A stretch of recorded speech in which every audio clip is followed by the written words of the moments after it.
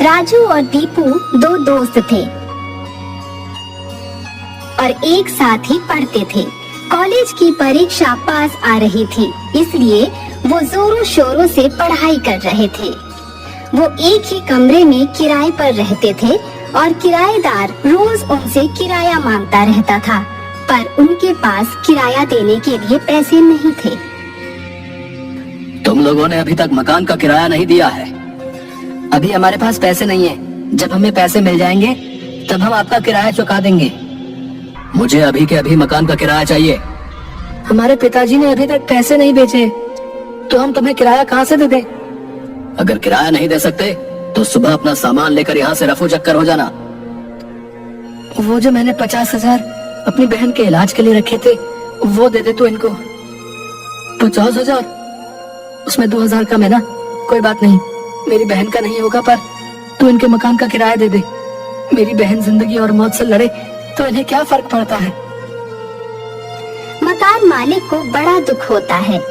मकान मालिक सोचता है कि राजू को अपनी बहन के इलाज की बहुत फिक्र है, इसलिए वो उससे कहता है, ये ले 2,000, अपनी बहन का इलाज करा ले। मैं इतना जालिम भी नहीं कि तुम्हारी बहन का दर्द ना समझ सकूं। कोई बात नहीं बेटा, तुम्हारी बहन ठीक हो जाएगी। अंकल जी, मैं बस ये सोच रहा हूँ कि इसकी बहन पैदा कब हुई, मुझे पता कैसे नहीं चला। तेरी कोई बहन नहीं? मुझे बेवकूफ बना रहे हो तुम दोनों दोस्त। निकल जाओ अभी यहाँ से। अपना बोरिया बिस्तर उठाओ और बाहर का रास्ता देखो। मकान मालिक उन दोनों का सामान बाहर फेंक देता है।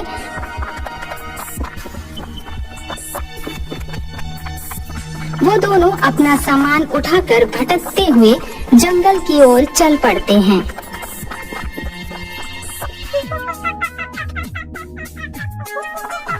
जहाँ पर राजू की टोपी एक बंदर उठाकर पेड़ पर चढ़ जाता है।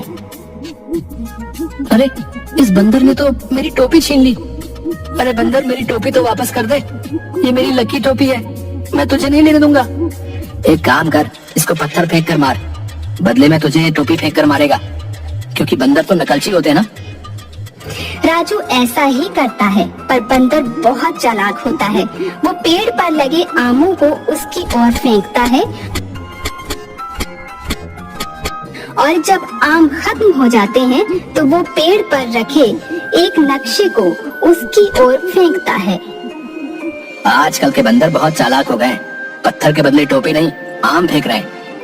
और ये नक्शा कैसा है, जरा खोल के तो देख। अरे ये तो कोई खजाने का नक्शा लग रहा है। देख, यहाँ पर खजाना भी बना हुआ है। अरे वाह, मजा आ गया। किराए के मकान से निकले तो खजाने का नक्शा मिल गया। चल चल जल्दी चल, खजाना ढूंढने चलते हैं। राजू और दीपू खजाना ढूंढने के लिए चल पड़ते हैं और पीछे से बंदर उसकी टोपी भी उसकी ओर फेंक देता है। राजू टोपी पहनकर आगे बढ़ जाता है और फिर दोनों नक्शे के अनुसार एक गुफा के अंदर पहुंचते हैं।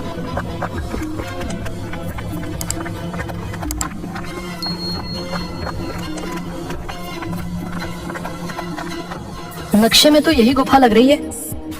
अंदर चलकर देखते हैं कि ये रास्ता कहाँ पर जाता है। तुम्हें अगर मेरे अंदर आना है तो उसके लिए एक काम करना होगा।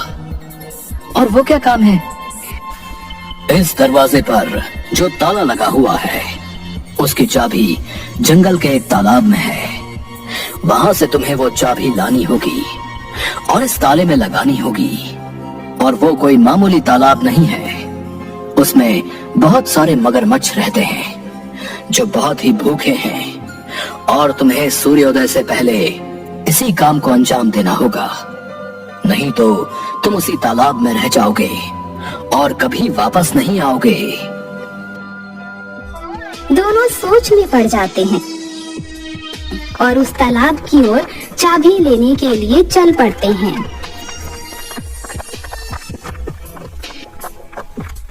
जब वो तालाब के पास पहुंचते हैं तो देखते हैं कि वो तालाब मगरमच्छों से भरा हुआ है।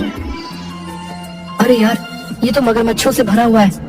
अगर हमने इस तालाब में एक भी कदम रखा तो ये मगरमच्छ हमारा पल में सफाया कर देंगे, क्योंकि ये तो बहुत भूखे लग रहे हैं। हमें खजाना लेने के लिए कुछ ना कुछ तो करना ही होगा। मेरे पास एक उपाय है।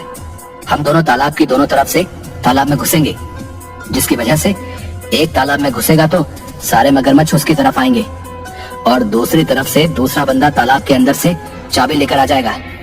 ये काम तो मैं करूंगा क्योंकि मैं तुझसे बड़ा हूँ। तू पीछे की तरफ से खजाना लेकर आ जाना। इसमें बड़े और छोटे की क्या बात है?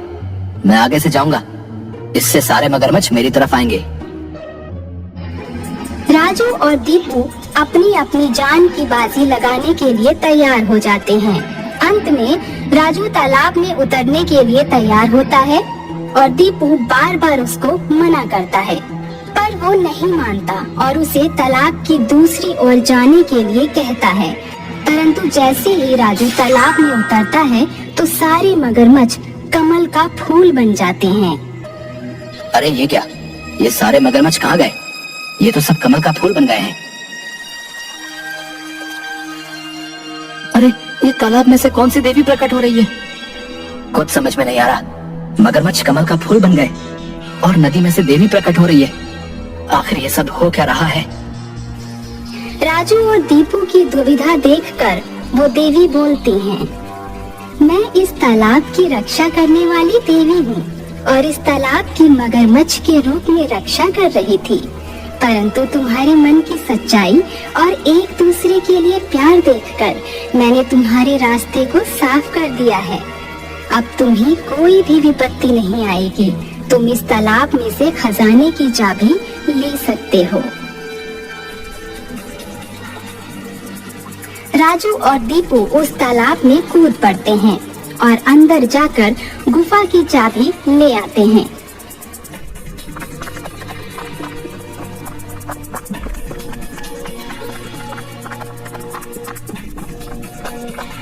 और गुफा के पास जाकर दरवाजा खोल देते हैं।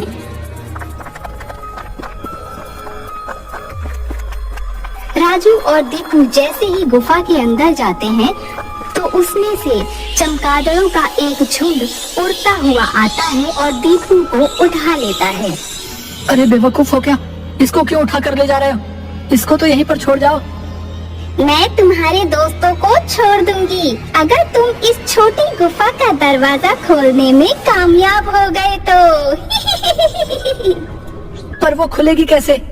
इसकी चाबी यहीं पर है। राजू चारों तरफ चाबी ढूंढता है पर उसको कोई चाबी नहीं मिलती। थक कर वो एक पुतले पर हाथ रखकर बैठ जाता है, जिसकी वजह से वो पुतला घूम जाता है और छोटी गुफा का दरवाजा खुल जाता है।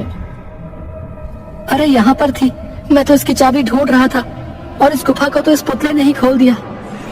चमगादड़ उसे ऊपर से ही गिरा देती है और वो अपनी कमर सहलाता हुआ उठता है। थोड़ी दूर चलने पर उसका पैर फिसलता है और वो एक गड्ढे में जाकर गिरते हैं। वो गड्ढा एक रहस्यमय रास्ते की ओर जा रहा था। दोनों उस ओर चल देते हैं। वहाँ उन्हें एक नदी मिलती है। नक्शे के अनुसार तो हम सही रास्ते पर जा रहे हैं, पर इस नदी को कैसे पार किया जाए? यहाँ पर तो कोई नाव भी नहीं मिलेगी। हमें तैर कर जाना होगा, यही एक रास्ता है, क्योंकि इस नदी को पार किए बिना हम नक्शे के रास्ते को पार नहीं कर सकते। ये देखो, इस नक्शे में भी ऐसा ही लिखा है।